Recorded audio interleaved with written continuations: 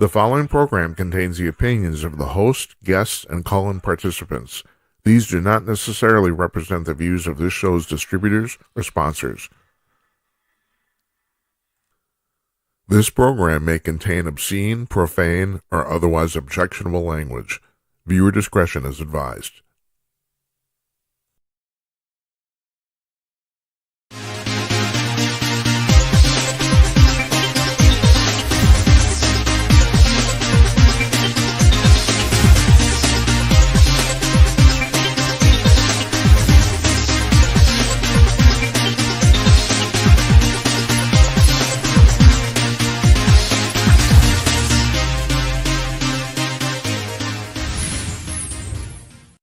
Yes. Hello. Coming to you cordless. It's Tuesday night, April 23rd, 2024. It's 11 p.m. on the East Coast of the United States, 8 p.m. on the West Coast, 2 o'clock in the afternoon in Sydney, Australia, and here where I'm sitting in Northeast Minneapolis, coming to you live, it's 10 p.m. Central Daylight Time. I am Jim Peters, and welcome to another edition of Jim Peters at Night. It's episode number 1010. Yeah. Ugh. I sound like Biden there for a second. It's episode number 110, if you're keeping score at home. I hope you guys had a nice weekend. Now, of course, we did not have a show last night. I forgot to actually post a notice in our blog. I mean, I've been talking about this for a week, but still, I forgot to do it. My apologies. We didn't have a show last night because we upgraded some equipment here in our studio. Specifically, you know how it says on the intro to our show that we're coming to you cordless? Now we're coming to, it sounds like a breakfast commercial. We're coming to you with fiber because we upgraded the internet in our studio to gigabit internet fiber optic. Yeah, we did. Yeah, you got photons going through tiny little wires. Yeah, it's amazing. So what that the bottom line is, what that happened is that we have doubled our download speed. But the real incredible thing is we basically with fiber optic cable, your upload speed and download speed are basically the same. So our upload speed, which is very important because we're transmitting video, went up by like 20 times. No freaking lie. Unbelievable. Now, we never had any problem with this before. We were running regular coax internet from the Xfinity people, that's a made up word, but whatever. And they were fine. They were okay. But this is balls to the walls, and it's really cool. So I spent most of yesterday testing this shit out and making sure everything worked. There's a lot of stuff to set up. I mean, you don't even want to know. So, at any rate, I mean, at 11 o'clock last night, which would have been 1 hour after we would have started here, I was still working. Yeah, that's my problem. I know. That's my story. I'm sticking to it. Okay. So, what's going on here? I'll tell you. We got a lot. It's going. We got it going on, folks. I'll tell you. First of all, our apologies. Our scheduled guest tonight was Ed Morrissey, the managing editor of HotAir.com. He had a family emergency. He couldn't make it. He begged off. We've already rescheduled him for May 21st. So he will be coming back in 3 weeks. So thanks. Our thoughts go out to him. That he had to bolt at the last minute. Tomorrow night, Wednesday, we have Bruce Solheim coming on. Bruce is an author. He's written 9 books. Actually, he's actually even written a couple graphic novels too. So I mean, it's even more than 9 books. He's a college professor. He's an active member of the military, and he's also works as a defense contractor consultant. And why is that important? That's important because he says he's been in touch with extraterrestrials since he was a little kid. And also, the thing I'm really interested in talking about him here, his latest book is called We Are the Aliens. And that book is about the fact that the aliens have told him that basically they have genetically re-engineered intelligent life on Earth. So that we're partly a product of them. That's what he says. He also says he has a lot of inside information from this. No, I shouldn't say that. He doesn't actually say that. I'm curious to find out if he knows anything because he's a defense contractor. Now, we got a story in part 3 tonight. We actually got some UFO news that's both kind of shocking and also kind of like stupid at the same time, regarding the government, of course. But I'll be curious to see what Bruce has to say about this whole thing. I've read the book. It's very interesting. Some of it you would find hard to buy. I admit that. It's like, and that I give this as an open forum. I let people talk. I let them tell their stories. I don't try to pass judgment. So some of it is not is kind of hard to believe. But that said, that's what he says, and he has the guts to come out and say it because God knows. I mean, most people, especially let's talk about our guest on Thursday, Kathleen Martin. She's very well known in the UFO community. She's one of the premier researchers. And the reason she got started on this is because she is the niece of Betty Hill of Betty and Barney Hill fame. This is on Thursday. So if you're into the UFO thing, you got two nights of particular cool stuff ahead of you, and also the end of this show, which is like I said, I'm going to tell you kind of a ridiculously shocking story. Uh, and that's actually in the news, if you're following the UFO thing. But Kathleen was 16 when she said that her and her aunt's husband, her uncle, Barney Hill, were uh, abducted by aliens in 1961. She was 16 years old. And listening to her aunt and helping her aunt navigate basically her life story uh, basically led Kathleen into she is a professional UFO researcher. Now, there's two things regarding this. So the one we definitely want to talk to her about because she touched on this in her book, but didn't explain it in detail. She says that shortly after Betty and Barney were abducted, the U.S. government came to Betty and asked her to participate in a program where they had people across the country, the United States, American citizens, attempt to contact extraterrestrials. And according to Kathleen, they were successful. This is in 1962, 1961, 1962. According to Kathleen, this study was led by the government. They were doing it, and they didn't know what was going to happen. And so Betty was involved in that. And then also, the reason this book is kind of important is because Kathleen says she's kept this to herself for like 40 years, but she says that she too has been in contact with extraterrestrials. Well, her house, apparently where she grew up, and I think it's Louisiana. No, it isn't. It's New Hampshire. What am I talking about? That because that's where she grew up in New Hampshire. Basically, in the house next door to her aunt and uncle. But even though the houses were separated by like 250 yards, and she said that during this study that Betty was involved in, that flying saucer basically landed in the field between their houses, and from that point on Kathleen said she has been in touch with ET and she's never talked about it because she's afraid it would have damaged her reputation in the UFO community. And that's understandable too, because it's like, and I've talked about this in the Bigfoot community. There's two factions of what Bigfoot is. You have Bigfoot being an undiscovered primate, which is highly plausible.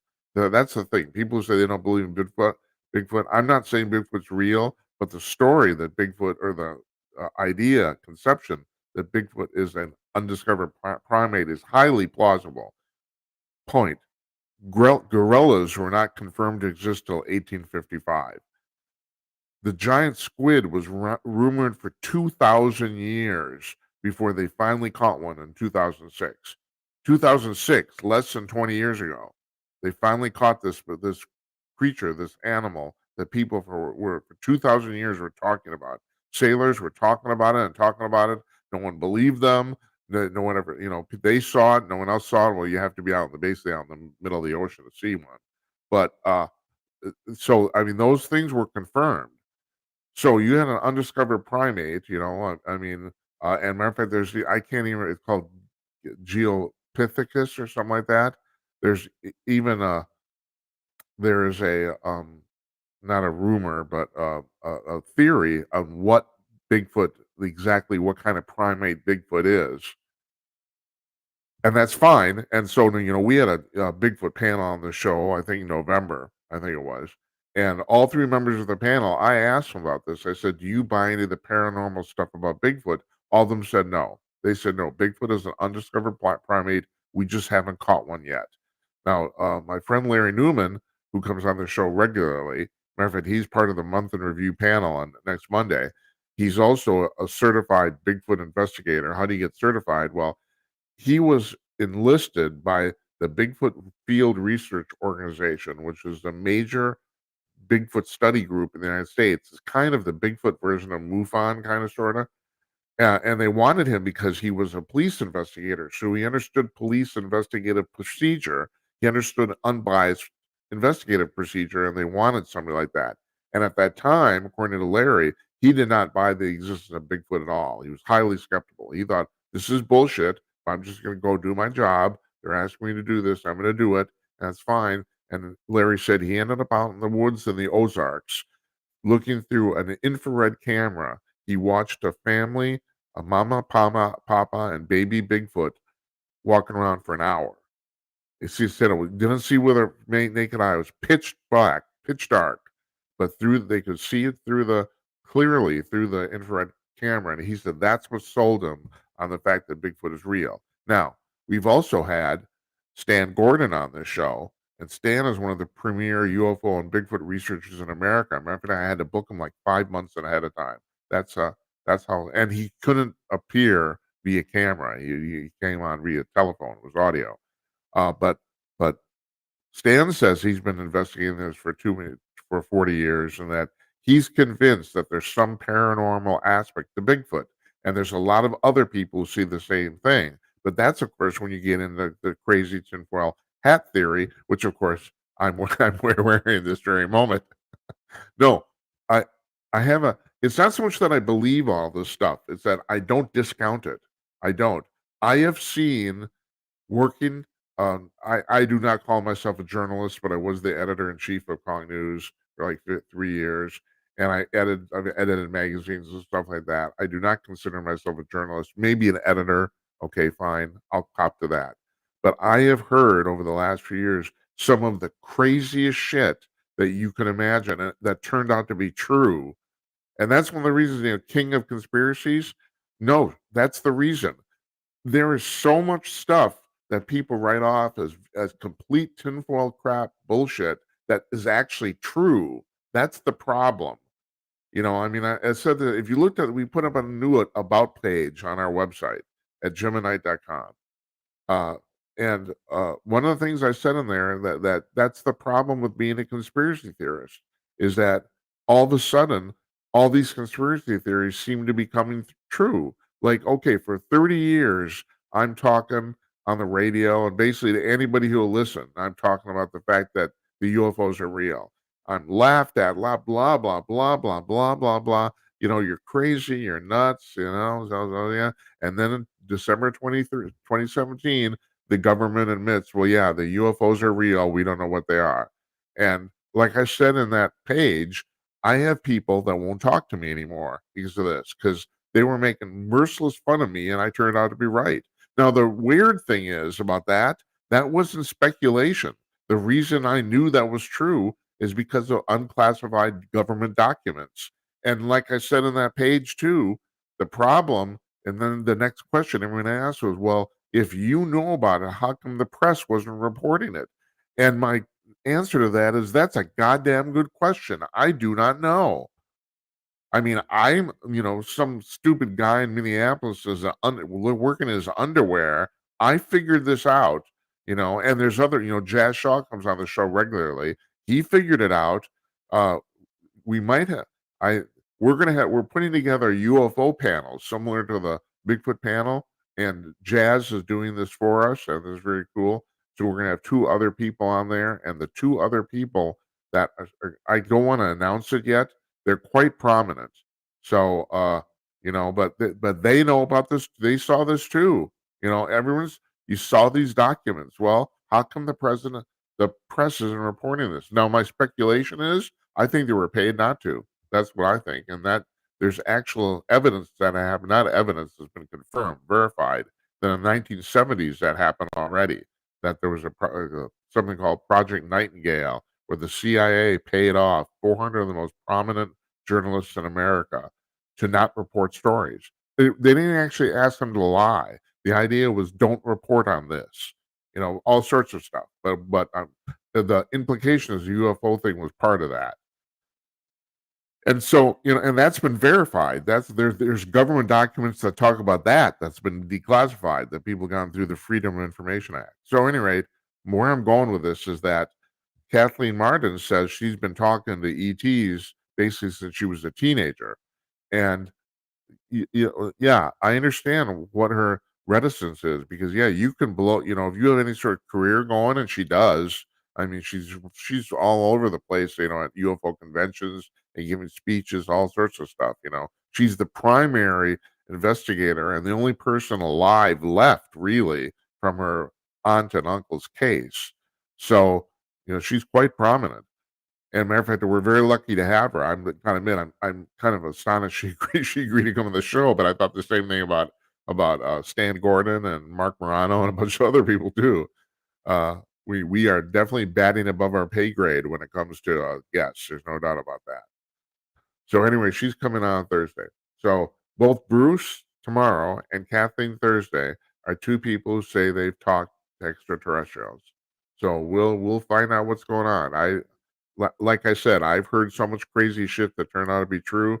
At this point, I believe almost anything. So, you know, you won't hear me arguing with them. That's the only thing. I'm not gonna say, doubt them because that's not what this is about here. I want them to tell the story. You can make up your own mind. You don't need me, a filter, to tell you what's true and what isn't. You don't. I actually think you're smart. I appreciate you watching the show. I'm not like CNN. There's a rumor going around. I'm getting off subject here, but I got an outline about stuff to talk about. This isn't on the outline, but I'm going to bring this up. There's a rumor going around that Chris Cuomo is going to go back to CNN because they're desperate. I mean, they are. They're not even cracking 500,000 viewers anymore. And I've told you this before. In the cable television business, anything under 1 million viewers is nothing. Is statistically nothing. You don't. Nobody's watching, and literally nobody's watching CNN. Now, 400,000 people are watching at any time, but that's nothing in that business. That's so low, it isn't even worth the trouble. And so they're desperate. At this point, they're desperate. The ship is going down, and they know it. So, they're thinking, well, okay, and they tried this thing with King Charles. Well, first of all, it was only once a week. That's stupid. Gail King and Charles Barkley, which, now I saw a few minutes of this and it was a pretty good matchup. I mean, they had some chemistry, you know, but still, it's first of all, it's only once a week, you know, and it's not like Rachel Maddow, who was on the air for years, and she's now doing once a week, and Jon Stewart's now doing once a week, but they have legacy. They did it for 5 days a week or 4 days a week, really, for ages. So they got some legacy there. They put the show on once a week and they're expecting what were they expecting? I mean, shit, I mean, it's okay, it's all right, And right now, and I'm privy to this and party of it, the American public is deluged in content. I mean, there's so much stuff to watch. Now, there's another thing too, interesting about the fact that the streaming services are going to hell too. Other than Netflix, Netflix is making money. They're doing well. All the other ones are losing money hand over fist. And I'm talking about Disney, I'm talking about Paramount Plus, I'm talking about Max, all of them. They're all losing their shirts. Because there's literally too much to watch. And then here's the hilarious part. On the study just came out about last viewing viewership last year on the streaming services. The shows that people are watching the most are all old rerun legacy shows. Grey's Anatomy, Friends. These are the shows that people are watching. I saw the list of the top 10. Only 2 of those shows were originally produced by the streaming services. I can't remember what they were. Oh, I do remember the most watched original show by far is Ted Lasso, which is on Apple Plus, which not a lot of people subscribe to, but it really blew and I've never seen this show, but people say it's fantastic, and that Jason Sudeikis does a fantastic job with this guy. He's basically brought in to literally tank soccer team, and I think they're in England. if I'm right, and he's American or something like that. And the opposite happens. He actually they end up doing really well. And that's what the show's about. And apparently, it's just that was the most watched streaming show of last year. That was not a legacy broadcast television rerun. So nobody's watching anything. It's really terrible. And then there's an article in Breitbart today, and if you want to go see it and chase it down, uh, where Jerry Seinfeld has gone on the record. He says the movie industry's dead. He has a movie coming up on Netflix called Unfrosted, which is it's about the making of Pop Tarts, the invention of Pop Tarts in the 1960s, and it's a comedy, apparently, as you might imagine. And Jerry not only stars in it, it's the first movie he's directed. But he says he figured out, during while doing this, he says he realized now the movie industry is actually dead. Nobody wants to watch the movies anymore, and they have no cultural relevance anymore, and they don't. They don't. I mean, and maybe is that because we're not all watching the same thing? I don't know. You know, I don't know. It's crazy. It's crazy times, folks. It is crazy times. And so because of that crazy time, so in view of the fact that Ed Morrissey was going to be on the show tonight, and one of the reasons I asked him back, and this was if you go back to his appearance, I can't remember when it was, January, I think it was. If you go back and on Rumble in our archives and look at that show, we had a fantastic interview. But the real amazing thing that stuck in my head is at the very end, we were talking about the war in Ukraine. And here's my deal on the war in Ukraine. And this is the reason you might notice this. I never talk about it. I don't talk about it because I literally don't know what to think. I don't. I see the two sides of this very, very clearly.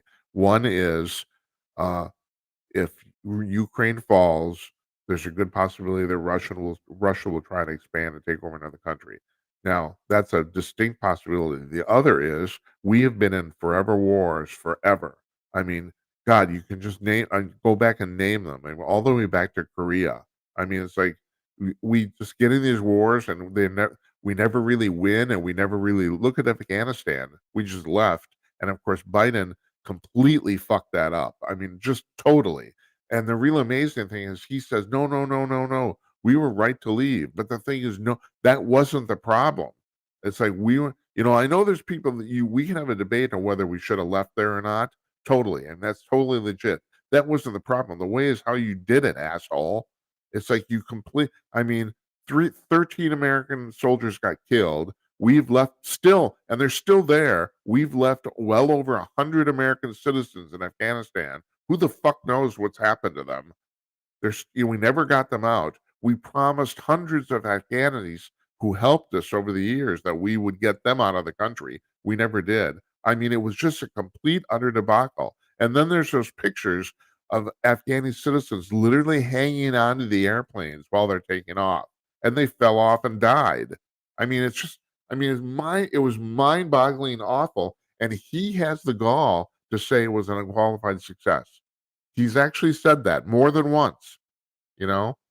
He said another other thing. He was in Tampa today. And that's another thing on the outline too about the fact, I've talked about this. I've been talking about this since 2020. I've been talking about this at Kong News on our radio shows. I've been talking about it here about the fact that I have evidence that the 2020 election was, it maybe not cheated, but well, it was rigged for sure. I mean, there's no doubt about that. But nobody seems to talk about this. Nobody ever shows up to hear Joe Biden talk.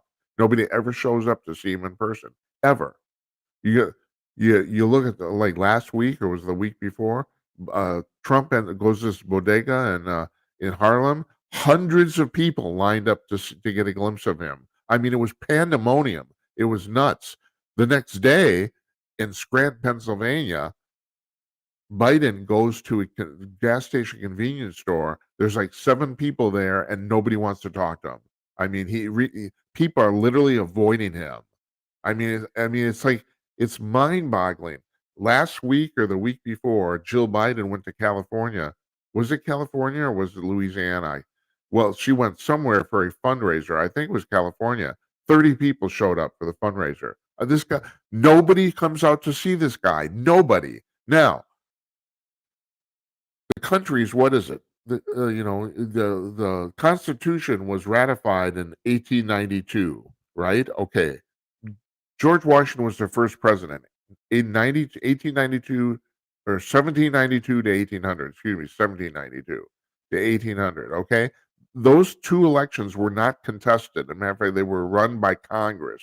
The If I'm correct, uh, I can't quote this, but the Constitution set up so that the first president to get the ball rolling would be elected by Congress and not the people. From that point on, it would be the people. But it was the first one. So Congress unanimously in 1792 appointed George Washington president, and then they renewed him for a second term. And then he decided not to run for a third term, even though at that time there was nothing in the Constitution that said that he couldn't. But he declined. And this is kind of lost in history, but he was a beloved figure in America. But by the time he was done with his second presidential term, 8 years later, Congress hated his guts. I mean, that's one of the reasons he quit. I mean, all that goodwill that he had built up over the years had dissipated. People were really, really pissed at him, and why? He did a pretty good job. That's a really amazing thing. But people get mad about everything. You got 435 people you're trying to please. Try that. You know, I mean, you're lucky you can please half of them, and that's actually my point here. So here's my point. The first real presidential election was 1800, where the first one where the public voted, and that was John Adams and Thomas Jefferson, and Adams won. So in 1800, there were 15 million people in the United States. There's over 20 times that now. Okay? We have 20 times more people. That's only about 5% of the current American population, right? But I swear to God, Adams and Jefferson drew more people to their campaign events than Biden did in 2020. I mean, seriously, I've said this before, and I spent a lot of time documenting this to make certain it was correct. With one exception, 5 days before the 2020 election, in Pennsylvania, where Biden drew 900 people, he did not draw more than 200 people at any campaign event during the entire campaign. Maximum 200. Matter of fact, most of the time, there were so few people at those events that the press couldn't tell who the public was and who the staff was, and who the other press people were. And there was nobody showed up for any of it. For any of it. Meanwhile, Trump is drawing an average of 20,000 people at every campaign event. This is crazy. He's the president of the United States. Now he's still president. People still don't come to see him. It's like, so anyway, he's in Florida today, and he's talking about abortion, and they're trying to pin the fact that Roe versus Wade disappeared on Trump and all that shit. It's constitutional stuff, and no, they don't. They're just lying. But the real amazing thing is, at one point he says, I want to make sure I get this right. He said Donald Trump shows us that we can't be trusted. He didn't say he said we. That Donald Trump shows us that we can't be trusted. Hilarious. Just hilarious. The guy can't talk. And here's the deal, and I've said this last week too. This is really important. If Biden was even doing an excellent job, if he was a brilliant president, all right, I can go back before Reagan, after Reagan, I think we've only had two brilliant presidents, Clinton and Trump. I got another thing about Clinton here too that I want to talk to you about. Uh, okay, so right, you got those guys, and you could say Trump wasn't brilliant, but I would say he was brilliant under the circumstances. I mean, this guy was just pummeled by the press and everybody, and he still got quite a lot of positive things done, and Clinton did too. And it's amazing. Clinton was also pummeled by not just the Republicans, by his own party, because they thought he was too centrist. But if Biden was actually brilliant, he still should not be running for president. I mean, he is so physically incapacitated at this point. He should not be running. He can't talk. The guy cannot talk. He can't put words together. He slurs his speech. Jimmy Fallon from Fox News caught the same thing I did when they released Biden's first campaign ad for this campaign, and that is it wasn't that he was slurring his speech during the narration. He doesn't actually appear in the ad, but he narrates it. The problem is that, if you know anything about show business, which is what all this stuff is, and I've always said campaigning is show business. I think was one of the reasons that Trump's so good at it. I mean, he has a significant experience on television. Um, that Biden got an unlimited number of takes to do this, and that's the best one they could come up with. And I'm sure they pieced it together. They edited together from a whole bunch of takes that he did, and it was still awful. And Phalo he brought the same thing up on Fox News. I mean, I talked about it here, and then he brought it up too. He noticed, and he's the only other person I've heard that noticed other than me. And he's absolutely right. I mean, the thing is, at some point, I'm sure they just said, "Well, thank you, Mr. President. That's good enough." We got because they knew they couldn't get it any better. That he couldn't do it. So his perfect take, which was like I said, I'm sure is edited, but from a whole bunch of takes. I mean, people are really good at this, can literally edit single words. So my guess is they probably didn't go to that extent, but I'm sure they did phrases for sure that they put this take together, this narration together, and it still sucked. I mean, the guy can't talk. And just I said just now, this example in Tampa, Donald Trump showed us that we can't be trusted. Yeah, right. Now, I will cut Biden some slack here because, he's talking about his uncle being eaten by cannibals and all this stuff about the thing about riding the train to Scranton, and it turned out that the conductor retired and all that. There's so many of his familial stories that are they're bullshit. But I don't that's those aren't substantive lies to me. I don't talk about this shit. If you watch the show before, I don't really talk about this stuff. It's same with Trump. Trump is a salesman.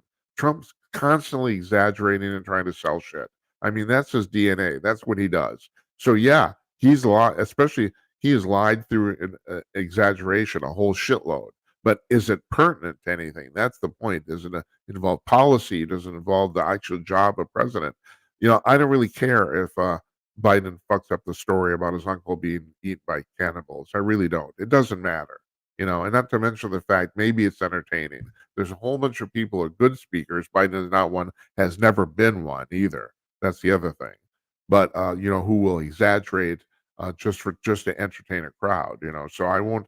That's speaking and that's show business, and I don't have any problem with that. Even though I think in Biden's case, I think the fact that he does this so often at this point reflects on his general mental state.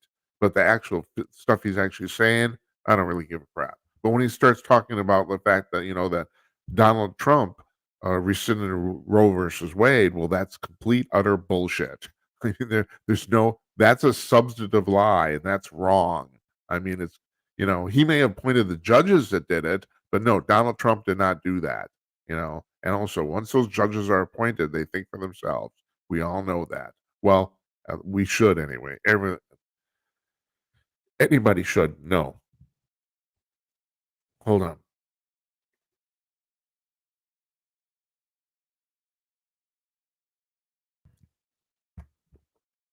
There's a problem with doing the show nonstop. Okay, so I got on this tangent because they're going to say so. Ed Morrissey gave this incredibly eloquent explanation when he was on the show the first time. Was like I said, January, I think it was. About the war in Ukraine, because I asked him, I told him at that time, which I was telling you, I don't know what to think. You know, on the one hand, yeah, maybe we need to do this. We can fight Putin by proxy. On the other hand, is it just another war? We're going to undo this. It's going to go on forever. It's starting to look that way too. But at any rate, Ed gave a very, very eloquent explanation of why. Well, first of all, he said, and it's true. I didn't remember this. That years ago, I think being in the 1990s, I think it was. And you can, oh, by the way, I forgot to tell you, you can call me. You see, there's numbers here at the bottom of the screen right here. You wanna call me with a camera, you go there. Now this is a little odd, I know. It's a web page. You go to that web page and click on a button, and that will connect the webcam connected to your device to our studio. Got that? That's the way this works. That's the reason we make it so simple.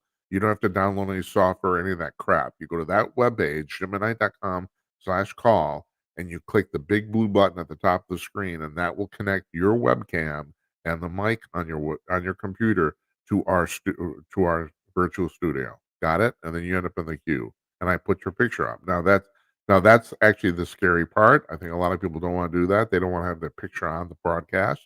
Okay, fine. If that's the case, then you can call this number 563-999-3435 and and join in via phone. You can do that. Also, you can text us here at this number 408-458-5088, and we get the text in real time. Again, I'm on a there's a side monitor here where they show up. So, yeah. So anyway, so Morsi was talking about the fact that in the 1990s, we basically promised Ukraine we would defend them in exchange for them not developing nuclear weapons. And that's true, we did. So in some ways, we owe them. So they never did develop nuclear weapons. So he pointed out, well, first of all, we're basically, we told them we would protect them, even though they're not part of NATO. So there's that. Now, the thing about, there's Dana, I was watching Dana Lash yesterday, and she talked about this about what's called the domino effect. And this is what was going on during the Vietnam War. For those of you who are too young to remember this, I'm fucking old as a hill, but I was around and I remember. The domino effect was, so North and South Vietnam were fighting each other. North Vietnam was communist. Um, South Vietnam was not capitalist. There was and of course North Vietnam was being supported by Russia and China, and there was the feeling that, well, if South Vietnam fell, it would basically, communism would spread around that region, that like dominoes, literally one country after the other would fall, and that is kind of sort of the theory right now. There's people think that if Putin takes Ukraine outright, it will just go off, especially Poland it seems to be the logical target. It will go off to Poland. It will start actually trying to gobble up more smaller countries in that region. That is the feeling. Now, here's the deal with the domino effect. It's never actually happened. We didn't know this in the 1960s, but Vietnam, after we left Vietnam, North Vietnam very quickly won that war. They won it, and South Vietnam became, at least at that time, communist, and they never did go. It never happened. The domino effect never actually happened. No one in that region ever went off to try to conquer another country. That's the thing. That's the one thing. Historically, the domino effect doesn't happen at all. So everyone's saying, well, why would it happen now? Well, it's a good question. I don't know. I literally don't know. But so then the question is too: are we just starting another forever war? And it doesn't increasingly appear that way. It does.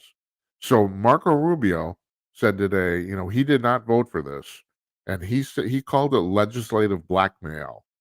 That the fact that basically, if he said that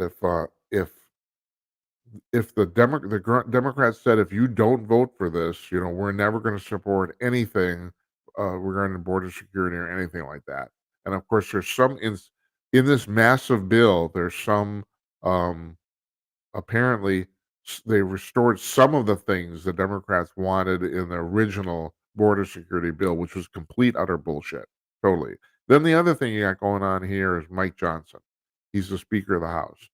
So there's people who say, matter of fact, the quote I have right here is from Jim Banks, who says he's never seen a bigger flip flop in politics than Mike Johnson, who apparently sold the store. That's the way it looks, anyway. Now, there's, the thing is, there's people who say, they go the SCIF, and I can't remember. SCIF stands for specially contaminated. I can't remember. Investigative form or something like that. A SCIF is a room in the Capitol or, in Washington where that is completely, hermetically sealed off from any radio transmission or anything, and that's where congressmen go to look at highly classified material. Now they can only look at it. They can read it. They can and they're supervised while they're there, which is a really weird thing because Biden ended up with some of this material while he was senator, which means he had to steal he stole it. That's what it means because there's no other way you can get it. Matter of fact, that you're as a as a general rule, if you're a congressman, your staff can't even go in the skiff. You have to go in yourself. You can't and you can't take any pictures. You have to leave your cell phone at the door. All sorts of shit like that.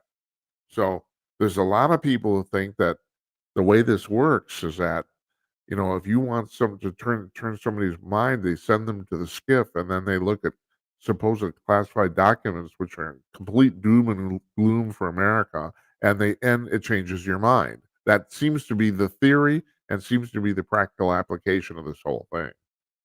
So there's a lot of people who think this is what happened to Johnson. That Johnson was completely against this Ukraine funding thing until he went into a skiff and got some classified information and changed his mind. Now, we don't know what the classified information is, but the question is, what it would be so bad, you know? Uh, I think it's fear mongering. Basically, is what it is, as far as I can tell. It's professional fear mongering. The FBI or the CIA. They put out stuff. Well, if you don't do this, not only is Ukraine going to fall, but the Russians will end up launching nukes somewhere. It's like, and then they lay out a course of action that seems plausible and probably actually is. You know, and well, are we? Are we going along with the program or not? So people are kind of shocked that Johnson seems to have done a complete 180 on his previous opinions on what's going on here. And there's a lot of people who think that he's been completely mesmerized by power, which does happen to people, a lot of people, a lot. So I don't, and the thing is, I literally don't know. I mean, I can tell you, what other people are saying. I do not know. I can't, I'm not going to sit here and tell you something that I don't know. So so I have no real idea what's going on here at all. And it appears nobody else does either. That's the thing. You hear two different things from congressmen. I mean, Marjorie Taylor Greene is she is actively promoting the idea of vacating Johnson as the speaker. Now they've done that like twice in what, 8 months? I mean, shit. And at this point, and they have a one-person majority in the House, one single person. I can make an argument that Johnson has absolutely no leeway and nothing to work with. I could make that argument, and there's other people who are saying that too. That you got to cut the guy some slack. It's the smallest majority ever in history in the United States House of Representatives. One person. Well, it's technically three, I think, but because of the way the votes, they have a one vote advantage. So what can you accomplish? The only thing with that one single vote, the only thing they get is they get to head all the committees. That's the one thing, and that's actually really important. But seriously, if they lose two people, they lose. You know, so there were 101 congressmen that voted for the Ukraine package, and what was it, like 190 voted against? I think I'm talking about Republicans now. All of the Democrats voted for it, every single one, and they're really good at voting in a block. They don't lose people, But sometimes I think that the Republicans, conservative by nature, are kind of like are more independently minded, and they're going to do what they want to do. So I don't know. That's my point. I don't talk about this because I don't know what to think. I don't. So I want to get Ed back on here to talk to him about it some more because it seems like, especially what's going on right now, I thought it would be particularly good, and he agreed to do it. But like I said, at the last minute, he couldn't. So he's coming back, and he's going to come on in 3 weeks. Who knows what's going to happen then? But I mean, seriously, it's just like I don't know what to think of this. So the other thing that's going on right now, I don't have to tell you, and that is that all across America at college campuses, there's protests about the Israeli-Hamas war. And those brilliant college kids have decided that Israel is on the wrong and that they're going to support Hamas. And let me say this again: there's nothing funnier than the oxymoron of queers for Palestine. Because if you were a queer in Palestine, well, you'd probably be alive like 3 days tops. Because Hamas does not like queer people. They don't. And, the fact that you're so stupid to figure that out, I mean, it's been brought up. Israel has all the right, is well, first of all, it's one of the most gay-friendly countries in the world, let alone just in the Middle East. It is. And so you got that, and then you got Hamas who throws gay people off of the tops of buildings, literally kills them. And so now you have queers for Palestine. That's really good. That's these kids, and I'm going to call them kids, are so fucking stupid. It's mind boggling. And like, who was I listening to recently who was saying that, some people, the kids would like to compare themselves to what happened in the 1960s during the Summer of Love, and that's the other thing too. Was it Bill Maher's already predicting, but I predicted it before he did, and that is at the Democratic National Convention in August, there's going to be huge riots, just like there were in 1968. But here's the difference, and the difference is huge and stark. In 1968, the kids then were protesting the Vietnam War. Number one, a bunch of their uh, cohorts, a bunch of their peers were going off to war and getting killed. And a bunch. We lost 55,000 people in that war. 55,000. Got it? Right? Okay, so there's that alone. Secondly, it's just the fact that what I was talking about there, history basically proved them to be right. That the war was pointless. We got out. We never won. Uh, South Vietnam fell. 55,000 people basically lost their lives for nothing. The kids were basically correct. So you got that too. Here, somehow, the kids at Columbia University think that if the Columbia University declares the fact that Israel's in the wrong, that somehow that's going to affect that war over there. That's hilarious. I mean, I have heard some guy came on Fox News, a former Hamas fighter who bolted and came over to the U.S. and he said that the Hamas considers these kids as quote unquote useful idiots, and they are. They're idiots. There's nothing they're doing that's going to have any effect on this war at all. In 1968, this was an internal thing in the United States, and the the kids wanted the Americans to get out, and we had control over that because it was our guys over there. And Nixon did finally pull them out, and he just pulled them out. I mean, excuse me.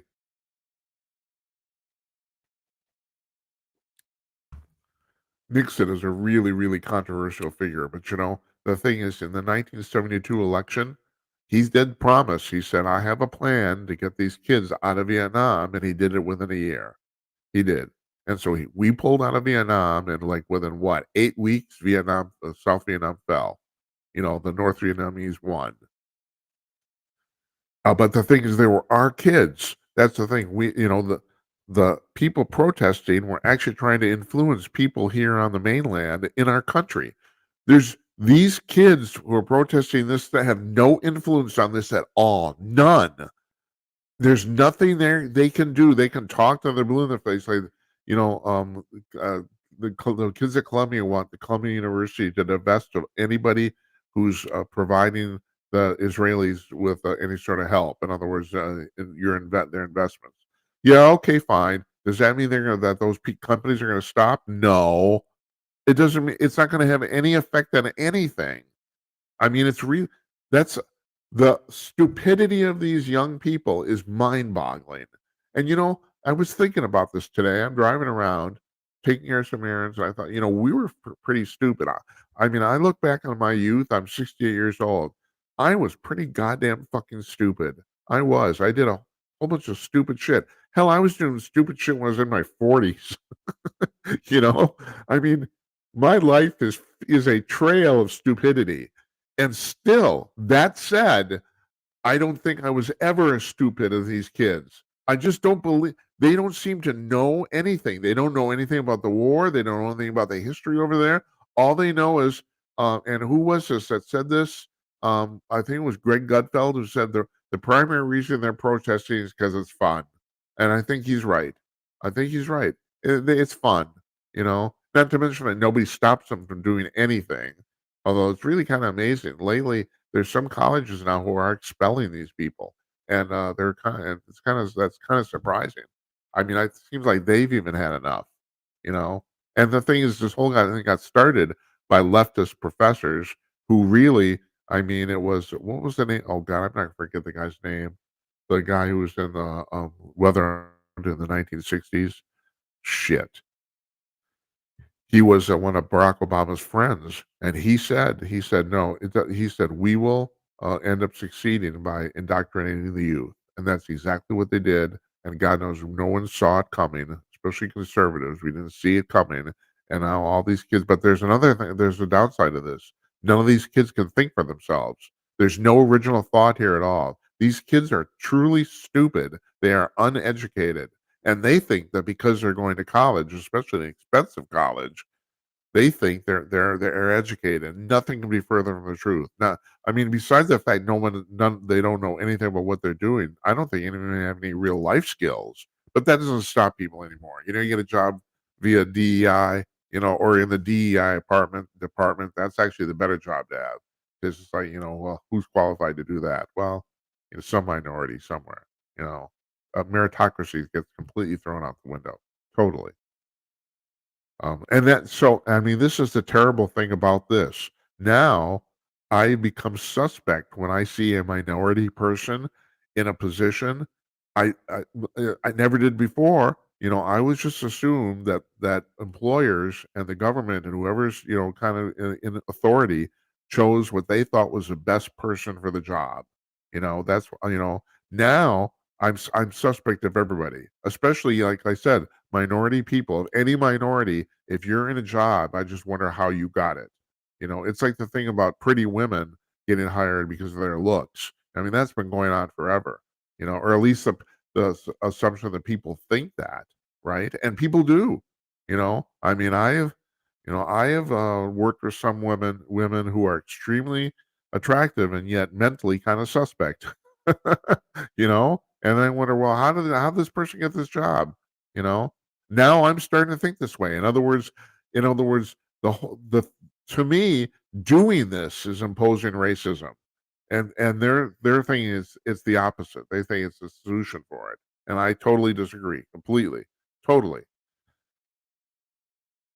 So, anyway, it's going to be really interesting. Bill Maher said on a show on last Friday, he said that he thinks that the Democratic National Convention in August is going to be a disaster, and I do too. I also do. I think that's going to because now these kids want to emulate what happened. They know about what happened in the 1960s. They've heard about it, and they say, "Well, we can go do one better." You know, Jesus. The latest trope on this whole thing or the latest media spin. Of course, you know, I mean, I don't have to tell you about the mainstream media either. I mean, they're like we were talking about CNN earlier. I mean, they're completely in the gutter for all this.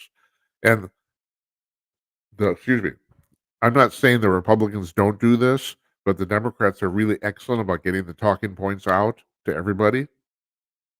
But they got them out over the weekend. Now, if you notice, what was anti-Semite, quote unquote, has been replaced with anti-war. The kids aren't anti-Semitic; they're anti-war. That's the thing. You know. Oh yeah, right. Tell me about it. All right, I was talking about Bill Clinton there.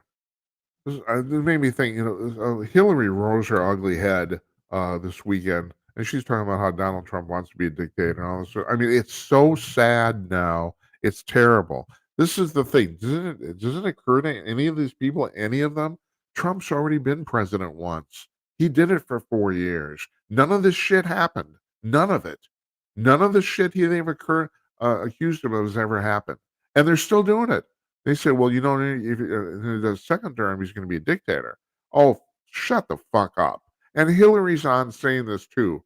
And I was really thinking about this. I just went on, told you 10 minutes ago that I think Bill Clinton was a truly great president. I really do. And yeah, he's a Democrat. Don't care. Don't care. I call him the way I see him. You know, I think he was a truly great president. I think since Reagan, you had well, there's one thing there. Okay, you had Reagan 8 years, Bush the elder 4 years, Clinton 8 years, 20 years of three really solid presidents. People are talking about Bush, but no, Bush. I thought until Trump, I thought Bush was the best one-term president in American history. I really thought that. Now Trump, I think trumps him. No pun intended. Sorry. But you had a 20-year run then of really solid leadership. Then we go into bullshit. We got Bush, George W. Bullshit. We got Barack Obama. Bullshit. Then we had Trump. So we had 16 years of I would consider failed leadership, right? Okay. So I look back at Bill Clinton, and then I look at his wife who ran for president and basically did everything wrong. And this is the thing. If you can't run your campaign, you probably can't run the country. Same thing with Al Gore. Al Gore in 2000, Al Gore should have won. I mean, that okay, and you could make an argument that maybe he did. Supposedly, George W. Bush won Florida by 500 votes, I mean, there's also, I mean, he won the election, basically the national election by 500 votes. But it shouldn't even been close. Gore had all the advantages to him, and he completely screwed the whole thing up. Totally. First of all, he didn't want Bill Clinton to campaign for him because, well, Bill just got off a sexual, scandal. Not to mention the fact that at no point during his entire presidency, no, that's not true. No, his entire second term, especially at no point during the whole Monica Lewinsky scandal, at no point did his approval rating dropped below 50%. He left office with a 60% approval rating. And of course, Gore, bless his heart, said, "No, I don't want him campaigning for me." He was enormously popular. Enormously popular.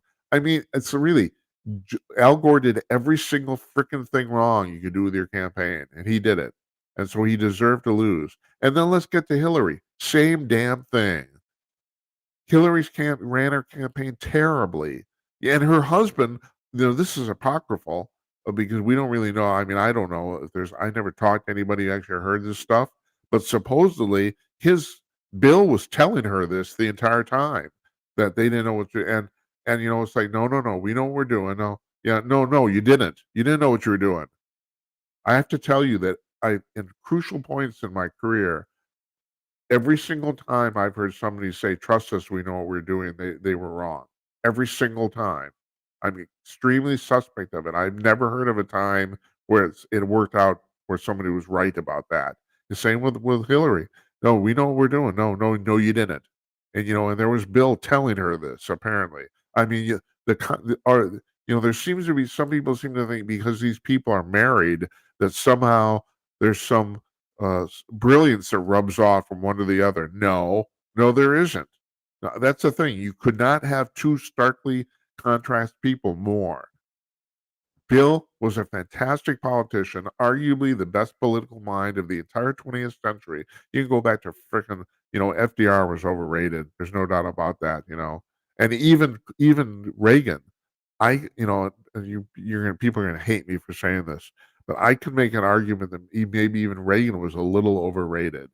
He's been idolized now, and he did a really good job. I'm not saying he didn't do a good job, but he's been made into more of an idol now than maybe he actually was at the time. But and you could not like Clinton because he did dastardly stuff, and he did. I mean, I remember reading that John Voight became a Republican because of what Bill Clinton did with Monica Lewinsky. He was so appalled by it that he switched teams. But but that doesn't. My point is that's my point is that just because Bill's brilliant doesn't mean Hillary is too, and she isn't. And and she's proven to me why she deserved to lose in 2016 since then. I mean, this woman, she goes out, she spouts the most incredible bullshit, and she's not even good at spouting it. That's the thing. I mean, it's like, I don't know. I mean, lady, Kat Timpf was talking about that on Fox News. Get off the stage. You're done. You're done. Now, an amazing thing is you don't hear too much from Bill anymore, and that's because Bill, by contemporary standards, is now a conservative, and that's the terrible thing. I mean, he was the great liberal hope of his generation, and now he is basically he's he's so centrist compared to the current crop of liberals or leftists, I should say, that no, he's discounted. People don't actually respect him anymore. I mean, he knows. I think he knows that. You know, and history is going to judge him very well. The funny part is that I think Bill Maher, there's a few other people are trying to bring the classic traditional liberal back, and Bill Maher is doing a pretty good job of it. I mean, he is not. Um, Bill does not seem to be afraid of speaking to power. He doesn't, especially. I mean, there's no doubt he's a liberal. I mean, he is, but he's called out the liberals and the Democratic Party a zillion times, and he just did this last weekend too. And what was it about? Oh, it was about the way they're treating Trump. And it appears he's convinced Trump's going to win in the fall. Now that's going to that's really interesting. That's my prediction right now, but shit could change. I said on a program, I think it was last week, that my prediction is there's going to be some black swan event happening before now on election day, and everybody's predicted that. But here's my take on this: it's going to go against Biden, and it's not going to be manufactured. I think something's actually going to organically happen that's basically going to knock Biden out of the race. But I'm still hearing stuff that people still think that Biden is not actually going to be nominated. That they're going at the last minute they're going to swap him for someone else. I don't know if this is true or not. I don't. At this point, I got to admit, I don't see how they could. I think we're too late into this. But that's maybe that somebody could actually talk to Biden. Actually, I mean, the guy's not physically well.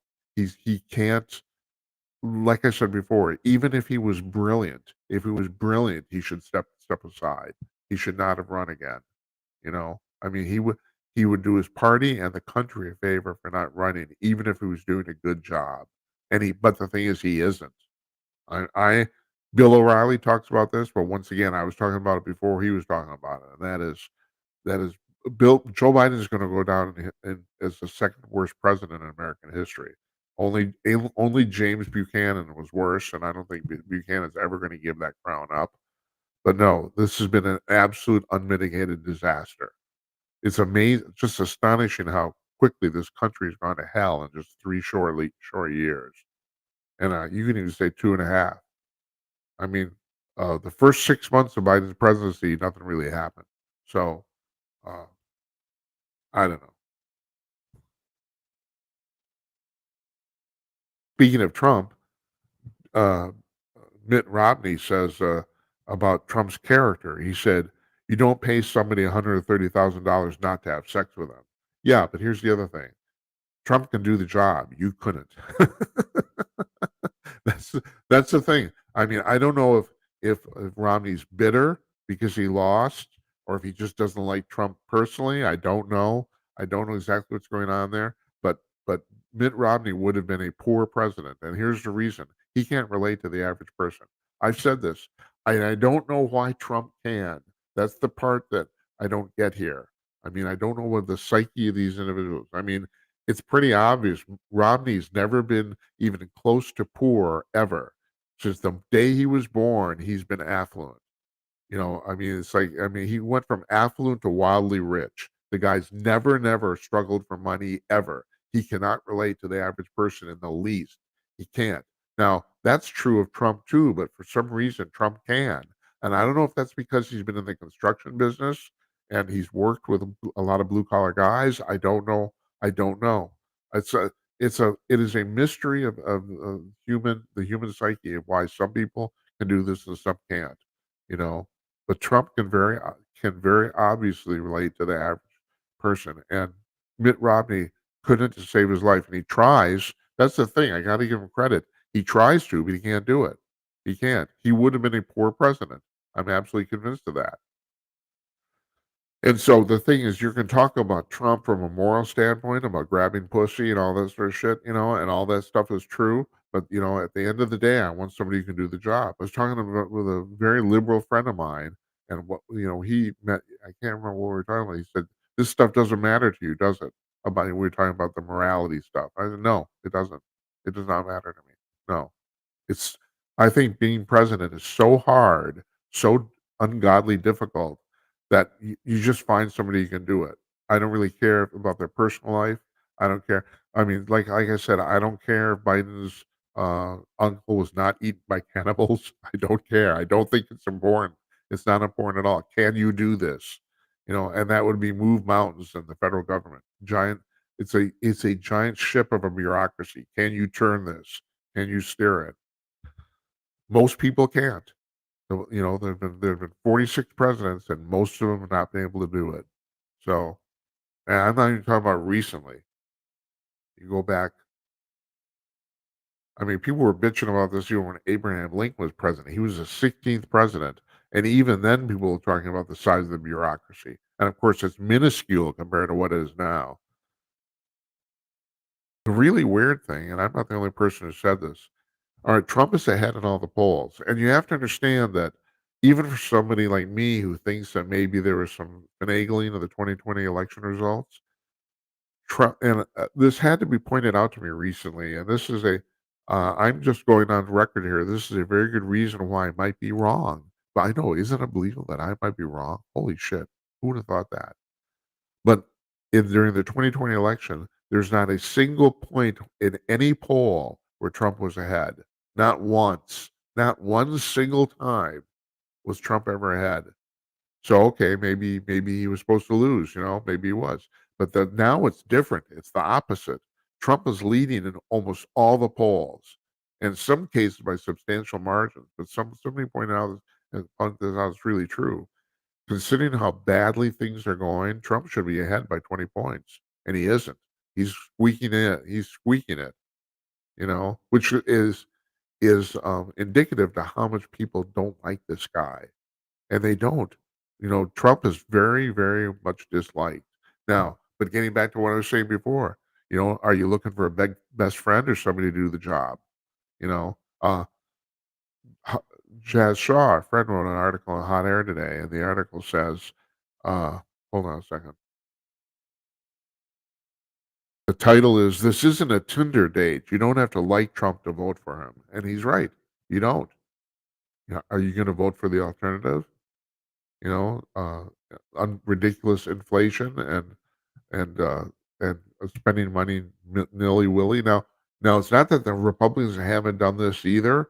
They haven't. They have, and That's a terrible thing too. But Biden has been so outrageous in his budgets, his spending. I mean, what, 140 billion, $7 billion to relieve student loans. And not only that, most of those kids are already affluent. Well, he's buying votes. Are we gonna bankrupt the country? And we've come very close in only 3 years. People can't afford eggs, you know? And the thing is, and this is the reason Trump is leading, because people now look back on the Trump years and say, "Holy shit, they're actually pretty good."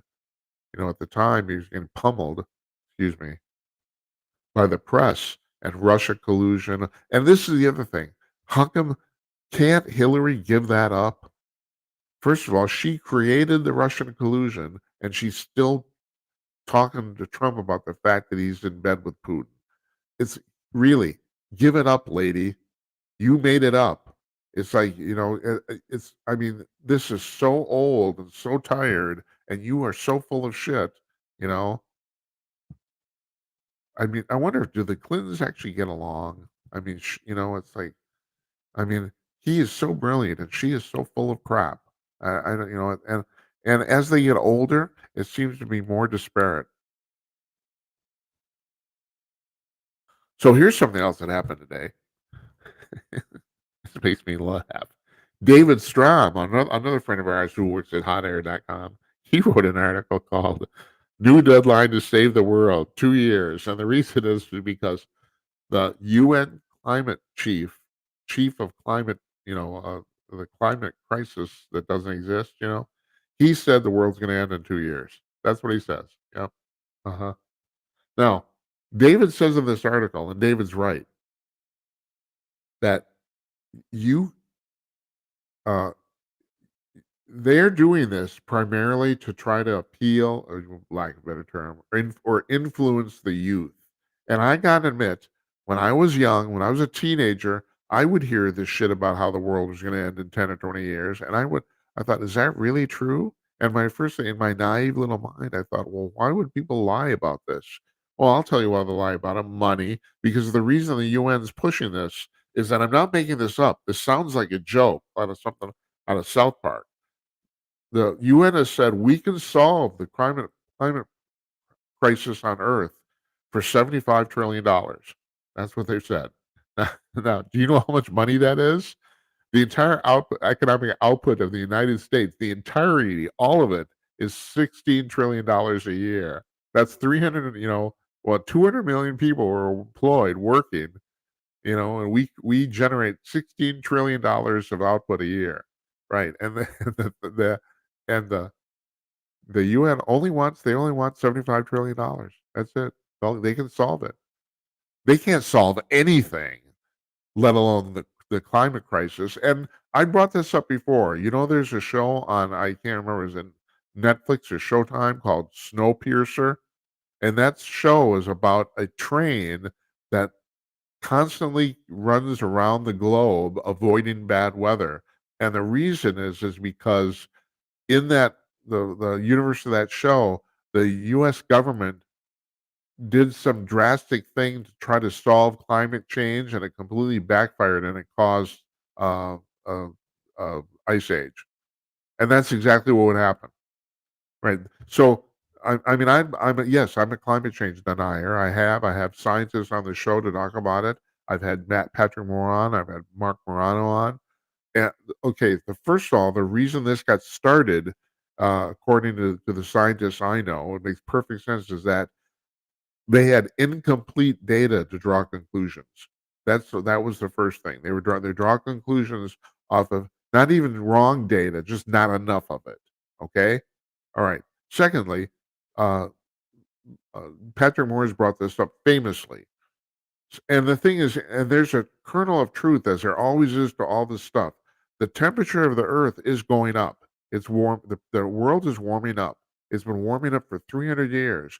But you got to think about this. And Patrick Moore brought this up. The first half of those 300 years, there's no industrialization on the planet. So there's nothing humans could have done to raise the temperature of the Earth, and yet it went up anyway. So what do you think's causing it? How about this? The sun. And how specifically that works is that, and I got to look this up again. I keep forgetting the name of this. The effect that's named after a Russian scientist, and it starts with an M. It's his name. The solar system has an effect on Earth very similar to the moon's effect on tides on Earth, and that is there's you get big, especially three big bodies in the solar system: Jupiter, Saturn, and Uranus. They're revolving around, and where they are in their revolutions around the sun determines a slight wobble in the Earth's revolution around the sun. And that wobble, in other words, we're slightly closer and slightly farther away from the sun at any one point in time than we're supposed to be. That wobble determines how much the world warms up if we're a little closer and cools down if we're a little colder. And then on top of that, and like Patrick Moore has brought up too, the right now we're kind of supposed to be in another ice age. In other words, the world is supposed to be getting colder. So there's if it wasn't for the wobble, we probably wouldn't. And I can talk about this forever. CO2 is not pollution. Okay, CO2 is an integral part of life on Earth, and we need it. And actually, right now we're on the low side. That's the amazing thing. So once again, a kernel of truth: CO2 doesn't matter. Pollution, yeah, pollution's terrible. Yeah, cars spit out soot. It goes in the air, and that's awful. That's absolutely awful. Do we want a dirty planet? No, we don't. See, that's the kernel of truth here. We don't want a dirty planet. And that they're right. But CO2 has nothing to do with it. Nothing. As a matter of fact, Moore says, now this is a theory, there's no confirmation of this, but he says a lot of scientists buy this, that the thing with CO2 and rising temperatures is that the cause and effect is completely wrong. If you ask the the climate change people, they say that increased CO2 leads to higher temperatures on Earth. Moore says it's actually the opposite. Higher temperatures leads to more CO2. He says they've got the cause and effect completely wrong. So, and that's a theory. Not everyone buys that, but there are quite a few scientists that buy it. So, at any rate, I could talk about that forever. It's bullshit, in other words. So, they're trying to people are starting to get onto the fact that it's all just it's gloom and doom, fear mongering, and that's why people are ignoring it. And so now, and a matter of fact, I think I'm going to end. Well, I'm not going to end with this because I got one story I got to tell you about. Excuse me, I kind of itch. Uh, GM General Motors released their first quarter earnings today. They're way up. And why are they way up? Because they've completely abandoned electric cars. That's why. Now, they started in the last quarter of last year, and they started building Silverado trucks that are just complete. The people are buying gas guzzlers again. That's what it comes down to. It's like, and they are doing business hand over fist. I mean, they're completely blowing out profits and everything, and people are buying the cars up as fast as they can make them, and the trucks especially, because they concluded, rightly so, that this whole thing about the auto industry had been convinced by these stupid frickin' bureaucrats that there would actually be a market for electric cars, and there was for a while. But the thing is, basically, everybody who wanted one has already bought one. That's basically the deal. And on top of that, especially here in Minnesota, where if you live in a northern climate, these cars don't work for shit. And I'm astonished how many. I mean, Minneapolis is a pretty affluent city.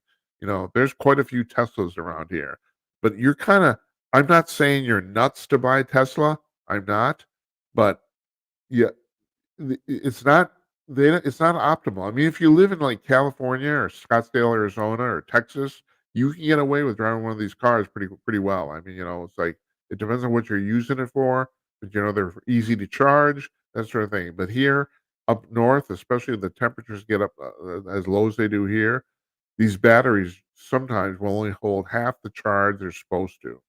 So, and then on top of that, it's just finding a station, a charging station if you're going across the country. A friend of mine, this is about 2, 3 years ago now, and actually I'm friends with her. This is her husband. I know the guy, but I'm friends with her. Her husband, she flew here to see some family, and he decided they owned a Tesla Model 3, and he said, "I'm going to try driving this across the country." So he drove from Palo Alto to Minneapolis, and he wanted to see literally if he could do it. Now, those Teslas have they have a giant, basically flat screen iPad control panel in the middle. And one of the things that Tesla does, the Tesla company, is they will put in your car, they will put a map that has every Tesla charging station in the United States marked on it, and the map is apparently pretty accurate. It works.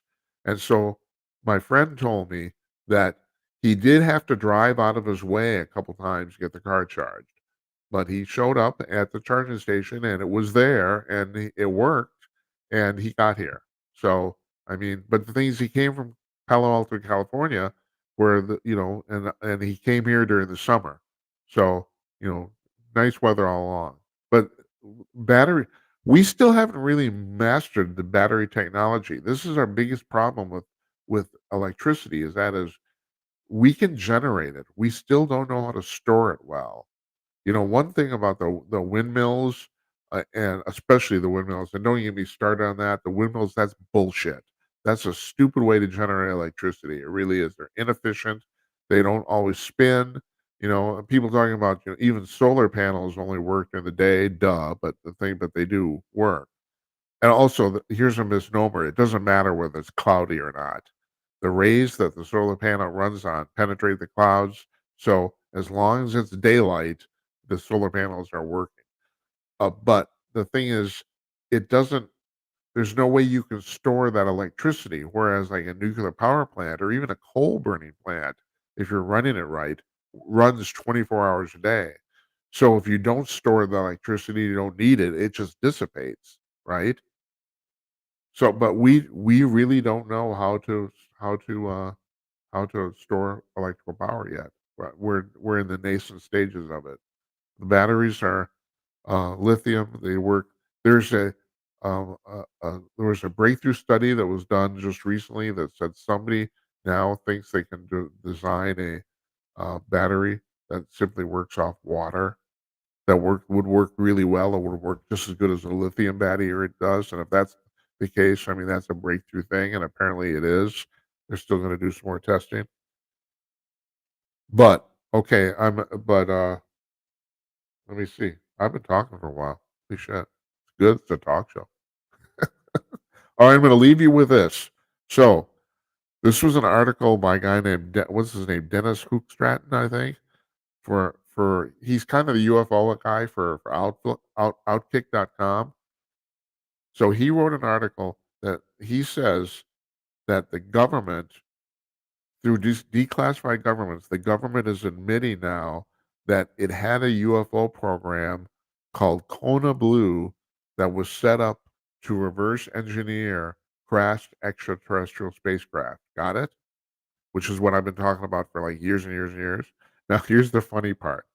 They didn't reverse engineer any crashed extraterrestrial spacecraft because they say they couldn't find any. That's the biggest fucking bunch of bullshit ever. Ever. They're just covering their tracks here. That's bullshit. It's like, so now, okay, first of all, they said, we don't know what you're talking about. Now they've said, well, yes, we had a program, but we never actually, we never implemented it because we couldn't find any spacecraft. You just wait. In about a year, they're going to come on and say, oh, yeah, we found a couple. That's what's going to happen. They're just dripping this out, you know? And so, and I got to bring this up again. If there's crashed extraterrestrial spacecraft, that means there's extraterrestrials. You know, although Jazz Shaw talked about this the last time he was on the show, and I think I mentioned earlier, where I'm working with him, we're going to put together kind of a UFO panel to discuss some of this stuff. But David Grush, the guy who appeared before Congress and was talked about the non-human entities. You know, Jazz brought this up, and I noticed this too, but it's really important that I think more than one of us noticed. Grush has never talked about extraterrestrials. He always corrects people and says, no, non-human. And so what's that all about? Well, supposedly, now this is rumor here, so I don't got this. I'm telling you what I hear that in New York City, Grush met with like 60 very prominent Americans, not all necessarily government, like suppose like Jeff Bezos types. I don't know if Bezos himself was there, or Bill Gates types, very, very prominent Americans. He met with 60 of them in an apartment on Park Avenue in New York City, supposedly. And he explained to them that these extraterrestrials are actually what they're calling interdimensional. In other words, they're not necessarily from another planet. As a matter of fact, they might actually be here living with us on Earth, but we can't see them because they live in a completely different dimensional environment. Which is and the problem with that is now it's like I'm taking the show full circle now. What I was talking about at the beginning, and that is you're talking about tinfoil hat shit. That's the thing. There's certain these increments are made slowly, and then there's a question of whether he's right or not. I mean, I've been saying forever that we have crashed extraterrestrial spacecraft, so therefore there's extraterrestrials. And the other thing is the universe is so vast. Hell, our galaxy, hell, even with it, what did I find out? There's something like 50 or 60 planets, even within 50 light years of Earth, which is right in the neighborhood that could support human life, something like that. They've only discovered these things in the last 20 years. I'm under the impression now they find several planets a day. It's astonishing. Once they got figured out how to do it. They threw the floodgates open. But, what Gresh is talking about is very hard for people to accept about the fact that, okay, so we're sharing a space based on gravity, and that's actually the key there because gravity can warp time and space. And so there's another civilization here on Earth that we literally can't see. No, well, people can't grasp that. And that sounds nuts. It does. So who knows, you know? I know I'm know for I'd say for a fact, I'm gonna say for a certainty, that there are also extraterrestrials, people living on other planets that are coming here. So those crashed spacecraft do exist because I've said this before. You're not talking about one civilization. You're talking about a whole bunch of civilizations, anywhere from 200 years to 100,000 years ahead of us. I mean, my prediction, I've said this before, that by the end of the century, we'll be flying faster than the speed of light. I think it'll actually happen before 2070. I mean, I'm probably not going to be around to see it. I'll be 100 in 2055, and I probably won't make that. Although my mother in 3 months is going to celebrate her 100th birthday, and she still lives on her own. She's not living in a nursing home or any of that shit. So I have very good genes for that. And my father died at 86, but he was relatively young for his family too. So I don't know. I have no idea. But I'm probably not going to make 2070. So, but that's my prediction, that by the end of the century for sure, and probably by 2070, we'll be flying faster than the speed of light. So, um, there you go, folks. So anyway, this is really interesting. The government now, first the government said, "Oh, there are no UFOs," and they said, "Oh yeah, the Navy's flying around UFOs all the time." Now they're saying, "No, there were no crash extraterrestrial spacecraft." Oh, but we did set we did set up a study to a group to study them, but we never found any. What the bullshit? What it's